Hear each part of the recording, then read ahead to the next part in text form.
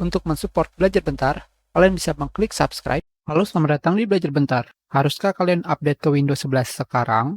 Kalian bisa melakukan update dari Windows 10 ke 11 versi resmi lewat program Windows Insider. Itu artinya, kalian harus menjadi seorang Windows Insider. Untuk merubah Windows kalian menjadi Insider, kalian bisa pergi ke Start menu, Setting, Update and Security, dan kalian pilih Windows Insider Program. Di sini. Ini adalah halaman Windows Insider Program.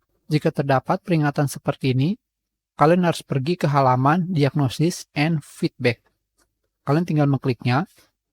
Selanjutnya, kalian harus mengganti diagnosis data dari hanya informasi mengenai perangkat keras, pengaturan, dan kemampuan, dan saat kinerja komputer kalian baik, menjadi mengirimkan lebih banyak data dari komputer kalian. Jika sudah, kalian kembali lagi ke menu Windows Insider Program, seperti ini. Selanjutnya, jika kalian ingin menjadi seorang Windows Insider, kalian klik Get Started. Di sini, kalian harus memiliki akun Microsoft. Kalian tinggal mengklik Register, dan selanjutnya, kalian ikuti petunjuk yang ada untuk melanjutkannya. Dari sini, kita klik Cancel, karena saya tidak ingin menjadi Windows Insider Program. Kenapa? Karena sekarang versi Windows 11 adalah Dev Channel. Di versi ini, kalian akan lebih banyak mendapatkan update dan error daripada versi beta. Jika kalian menggunakan komputer, entah itu desktop ataupun laptop, untuk kebutuhan sehari-hari, sangat tidak disarankan menggunakan versi ini. Karena aktivitas kalian akan terganggu dengan berbagai macam error dan update.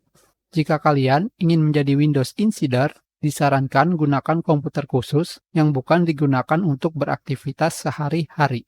Jadi, haruskah kalian mengupdate ke Windows 11 sekarang?